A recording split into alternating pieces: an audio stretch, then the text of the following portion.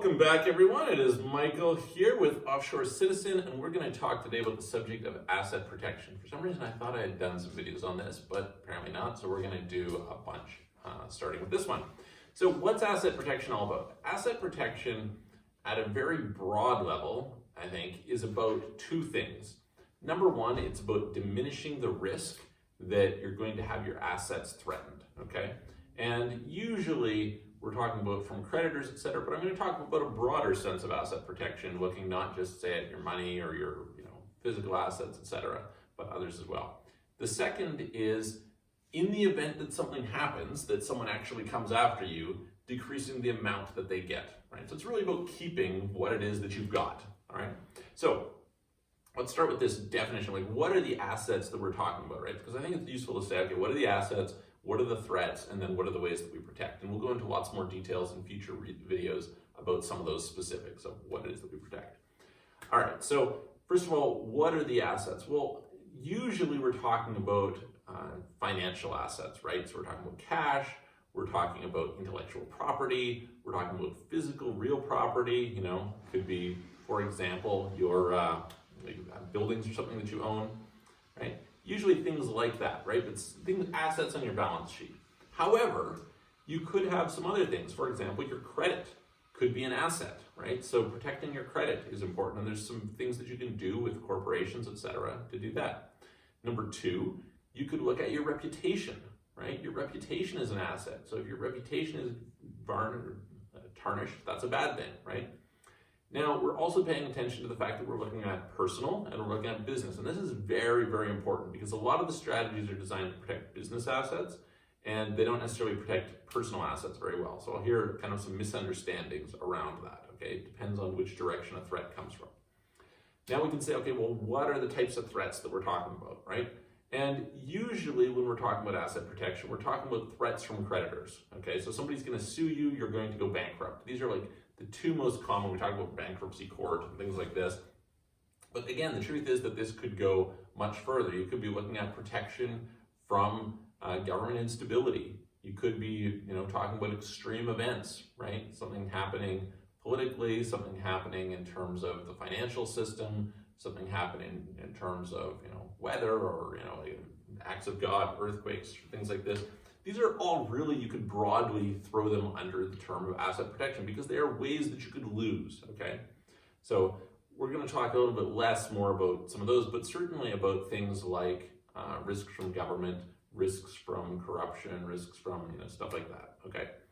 And now we talk about, ways of protecting, okay? When we're talking about ways of protecting, we're talking about a few what we would call typically inside versus outside protection, or inside versus outside threats. Okay, so what is this referred to? This generally refers to what we call the corporate veil, right? So a business has a corporate veil, which is designed to provide liability protection. The way that this works is historically, if we go back to Holland, kind of the time of the Dutch East India Trading Company, you had the first stock markets, right? You had the first concept of a corporation. And what was happening was you would have a ship that was a trading vessel, right? And it was designed to go and pick up goods and transport them back and forth between, in this particular case, obviously East India, etc., that area, and Europe, okay? Well, you would have people who would finance these expeditions. And the risk was, hey, you are supposed to deliver, let's say, a bunch of goods to the supply, to whatever point, and the ship crashes, right? It gets lost at sea. All the goods are destroyed. Now, the risk is that the people who are funding that expedition have to pay not just for the loss of goods in terms of like they lost the ship, etc., but they have to pay the people who were supposed to be given their goods, right? And this was super risky for them. So then it would dissuade people from going and doing business. And as a result, we created the concept of limited liability companies, of corporations, and this idea that the investors were only liable for the amount that they put into the company. Okay, so I put $1 million into the company goes out and it does its business. If it loses that business, fine. It might have debts of 10 million, but that debt doesn't come onto me in most cases, okay? And so this is a very practical thing. I've seen some stuff online lately about, the evils of the corporation and all this kind of stuff. And you can make whatever argument you like with that, but you have to understand historically there's a really practical reason for having this limited liability. Now you could say, hey, look, people hide behind that if they're a one-man show, but in reality, often courts are going to pierce that if you're talking about a one-man show anyway, okay? So let's go and look at that's what we're talking about here. Is we're saying, okay, the corporate veil is designed to protect the shareholders from the liability of the company. And so anytime we have outside threats, it means threats that are coming at the corporation, okay? Inside threats are the things that are coming from within, coming at the shareholders, okay? And this is, for example, your personal liability. So the most common example I give is you're driving down the street, you crash into some girl, God forbid, and it happens to be the daughter of some high-powered lawyer, and now he's suing you, right? Well, now, potentially all your assets are on the chopping block, right? Maybe he's going to come after your house. He's going to have to come after your shares. He's going to come after whatever, These things are all risks, okay? This is why we have liability insurance for vehicles and why some people suggest you have higher liability insurance, etc. Okay? So, okay, well, interesting. This is, a perspective. This is part of the overall picture. What do we use in terms of strategies to protect this? And you can kind of think about it a little bit. There's a book called Lawyers Are Liars that gives a little bit of a background if you want. It's an American-centric view, but it gives a general insight into how this works. So you're basically building the equivalent of a castle, right? You're building walls and moats and things to defend against this. And like I said, we start with what is the probability, and we want to decrease the probability that someone comes after you. And there's two ways that we do this, or three ways, I guess I would say. The first way is we say, hey, look, we just have proper business practices, right? We have practices that are not going to put us in danger, right? So for example, if I am using somebody else's trademarks, the likelihood I'm going to get sued is going to go way up, right? So you don't do that. Hey, we're doing something illegal. Hey, we're, charging people's credit cards when we shouldn't be. All sorts of practices that were very common in, say, the affiliate space a number of years ago, and, have become much more regulated, not regulated, they're always regulated, but much more challenging to take advantage or to do today, okay? The next thing is we say, hey, look, we want to decrease our visibility. Okay, we want to be in a place where not only do we have best practices and proper corporate governance, etc., we're going to have something where it's harder for people to see that we have assets. And this is one of the reasons that we often do international asset protection, right? Is when my assets are overseas, you can't nearly as easily look up what my assets are. Okay, so that's something that's worth noting. The third is we say, hey, look, we put a lot of these walls in place, a lot of legal barriers. What does that do? That makes it so that the lawyer or whoever is going to look at it and say, hey, look, these guys have assets, but to go after those assets is going to be so hard and so expensive, we might not win, and therefore we're going to lose a bunch of money on it. And second of all, if we do win, it might be so costly to get it that it's not really that worth it anyway. And I know some cases where, for example, somebody had a $900,000 property in Italy, and the government was going after them, and they said, look, we're going to spend more than $900,000 getting this $900,000 property, so it's not worth it, okay? So that type of situation is things that you're doing to make yourself not low-hanging fruit. Your first objective with respect to asset protection is simply not to make yourself low-hanging fruit, and ideally not to operate in jurisdictions where it's very litigious, right? So, there's only so much that you can do in that respect, but this is yet another advantage of, let's say you're hiring people, right? You can say, okay, in some places, the rules around hiring people are quite brutal, right? There's a lot of risk that somebody's going to come after you. In other places, there's a lot lower risk. Well, you have to factor that in. It's not something, when we think about pay, when we think about cost, I did a video earlier about getting value, and it's not you don't get what you pay for, you get where you pay for. Well, this is one of these things, right? If I have contractors in Ukraine, the likelihood that I get sued by those contractors or they can come after me is very low. If I'm operating in Netherlands, I'm sitting in Amsterdam and I'm hiring local people there, the likelihood those people can come after me is very high.